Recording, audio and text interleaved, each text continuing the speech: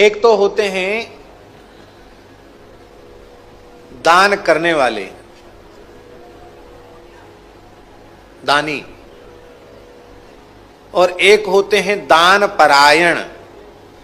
दान परायण का अर्थ है कि दान करना उनका स्वभाव बन गया है, वो बिना कुछ दिए जी नहीं सकते, रह नहीं सकते।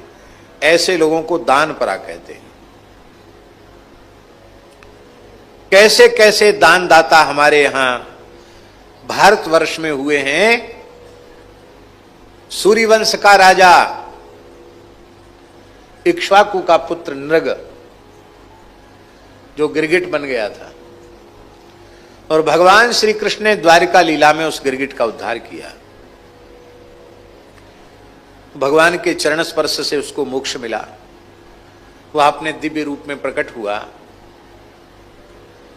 तो भगवान पूछने लगे कि महाशय आपका परिचय? अरे बोले आप हमको नहीं जानते? बहुत बड़े लोग होते हैं, उनको ये लगता है कि मैं तो इतना बड़ा हूं कि हमको तो सब जानते ही। अरे आप हमको नहीं जानते, फिर आप क्या जानते? कुछ नहीं जानते। यदि हमको नहीं जानते तो आपकी सब जानकारी व्यर्थ है। किससे बोल रहा है? भगवान से बोल रहा है। यदि ते कर्णमस्पृशम, यदि ते कर्णमस्पृशम, आपने कभी दानियों का नाम सुना है? आपके कान में किसी दानी के नाम का स्पर्श हुआ है? भगवान बोले हाँ कभी कभार सुन तो लेते हैं। अच्छा, तो उसमें पहला नाम किसका है? बोला हम नहीं जानते। फिर झूठ बोलते हो, कुछ नहीं सुना तुमने। दानियों में पहला नाम हमारा है, नृग कहता है। आपका शुभ नाम? बोले हम इक्ष्वाकु के पुत्र हैं, मेरा नाम नृग है। दानियों में पहला नाम है हमारा, हम दान परा हैं। कितना दान किया आपने? तो बोले भाई हमें गिनती तो याद नहीं है, तुम गिनती कर लो। इस धरती में जितने रजकण हैं, वर्षा में जितनी बूंदें हैं, और आकाश में जितने तारे हैं, इन सब की गिनती कर लो पहले। समझ लो उतनी गायों का दान किया हमने। कोई कर सकता धरती के रजगणों की गणना? आकाश के तारों की गणना कर सकता? आज को तो खगोल वैज्ञानिक जो आकाश में शोध कर रहे हैं, वो तो अब हमारे पुराणों में लिखा है रोम रोम प्रतिलागे कोटि कोटि ब्रह्मांड। अब विज्ञान भी कह रहा है कि इससे बड़ी बड़ी करोड़ों करोड़ों गुनी बड़ी पृथ्वियां हैं। कितना विचित्र है ये आकाश मंडल, खगोल। आज आश्चर्यचकित हैं। वो कहते इसकी कोई थाह नहीं। उसको यही कहना था कि असंख्य गायों का दान किया। तो बड़ी विनम्रता से हाथ जोड़कर प्रणाम करता, प्रभु क्या आप पूछ रहे हैं? तुम्हें बता रहा हूं, मुझे स्मरण नहीं है मैंने कितनी गायों का, बहुत असंख्य गायों का दान किया। तो उसकी विनम्रता झलकती। लेकिन वो इतना दान करने के बाद भी दानी पने का अहंकार उसमें भरा हुआ है।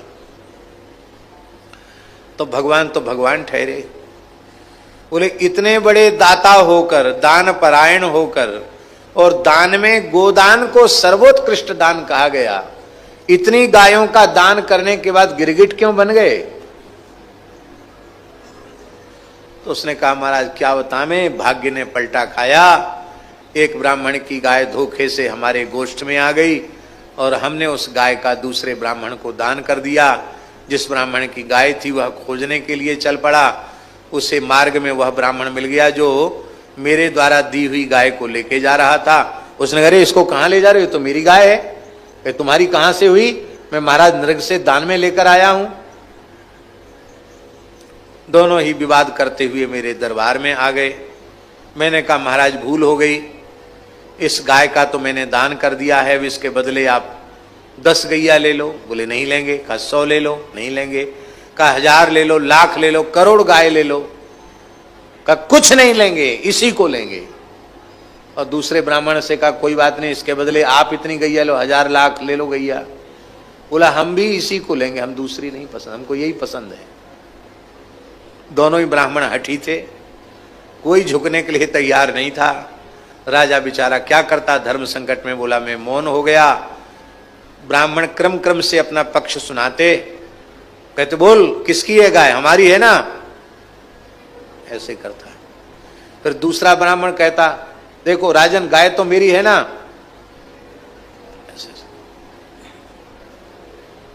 बोले बोलता कुछ नहीं, मोनी बाबा बन गया, खाली मूड हिलाता है गिरगिट के जैसी।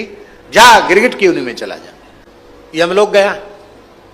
यमराज ने कहा पुण्यों की तो कोई सीमा नहीं है। पाप एक बना के एक ब्राह्मण की गैया धोखे से दूसरे ब्राह्मण को दे दी, और ब्राह्मणों ने शाप दे दिया। तो पहले पाप का फल भोगना चाहते हो कि पुण्य का? हमने सोचा पुण्य तो बहुत है, पाप तो बहुत थोड़ा है, पहले पाप का ही फल भोग लें। कहा महाराज पहले पाप का फल भोगना है। जैसी मैंने स्वीकृति की, पाप फल भोग की, उसी समय मैं देखता हूं किस विशाल बावड़ी में गिरगिट बन के पड़ा हूं। महाराज सतयुग में गिरगिट बना था, अब द्वापर के अंत में आपने कृपा करके हमारा उद्धार किया। सब दानवान पुण्य करने का सब नशा उतर गया। क्यों? एक तपस्वी को इतना तप अर्जित करने के बाद नीचा देखना पड़ा, एक दान परायण को इतना दान करने के बाद गिरगिट बनना पड़ा। क्यों? क्योंकि उस तपस्वी का तप भगवान की प्रसन्नता के लिए नहीं था, और उस तप का पुण्य भगवान को अर्पित नहीं किया गया था। उस दाता का गोदान का पुण्य भगवान को प्रसन्न करने के लिए नहीं था, गोदान करने के बाद वह पुण्य भगवान को अर्पित नहीं किया गया था। इसका मतलब है केवल वाणी से कहते हैं कृष्णार्पणमस्तु रामार्पणमस्तु, भीतर से तो अपने ही पास रखते हैं, इसीलिए नीचा देखना पड़ता है। हरि ही समर्पे बिनु सत्कर्मा, सब कुछ भगवान को अर्पित कर दो। भगवान को अर्पित करते ही वह सत्कर्म अक्षय पुण्य देने वाला हो जाता। अक्षय। महाराज गिरगिट बनना पड़ा। अब आपके चरणों का स्पर्श प्राप्त करके मैं मुक्त हो रहा हूं, स्वर्गादि लोकों में जा रहा हूं। यहां एक बात बहुत ध्यान देने की है, वैकुंठ क्यों नहीं गया, गोलोक क्यों नहीं गया, स्वर्गादि लोक क्यों गया? महाभारत में स्पष्ट लिखा है स्वर्ग में गया, भागवत जी में लिखा है। उसका कारण है कि उसने अपने कर्म को भगवान को अर्पित नहीं किया। भगवत प्रीत्यर्थ कर्म करता और भगवान को अर्पित करता तो भगवत धाम की प्राप्ति होती, लेकिन क्षयष्णु कर्म से जो प्राप्त होगा वो क्षयष्णु ही होगा। विनाशी कर्म से जो वस्तु मिलेगी वो अविनाशी नहीं हो सकती, वो विनाशी ही होगी। कर्म विनाशी है, उससे जो स्वर्ग मिलता है वो भी विनाशी, संसार के भोग मिलते वो भी विनाशी। बड़े बड़े तपस्वी, बड़े बड़े दान परायण, बड़े बड़े यशस्वी, यश कीर्ति वाले, यदि वह यश कीर्ति भगवान की को प्रसन्न करने वाली नहीं है, भगवान को अर्पित नहीं की गई है, तो यश कब अपयश के रूप में परिणत हो जाएगा नहीं कहा जा सकता। जितना बड़ा यश अर्जित किया है उतना ही बड़ा अपयश भी हो जाएगा। भगवान का भरोसा करो, भगवत शरणागति का भरोसा, कर्म का भरोसा नहीं। कर्म तो करना है और भगवान को अर्पित कर देना है।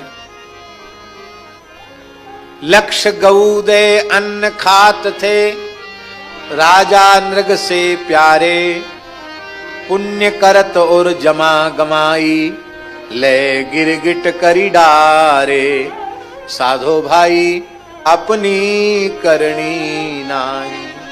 गिरगिट क्यों बनना पड़ा?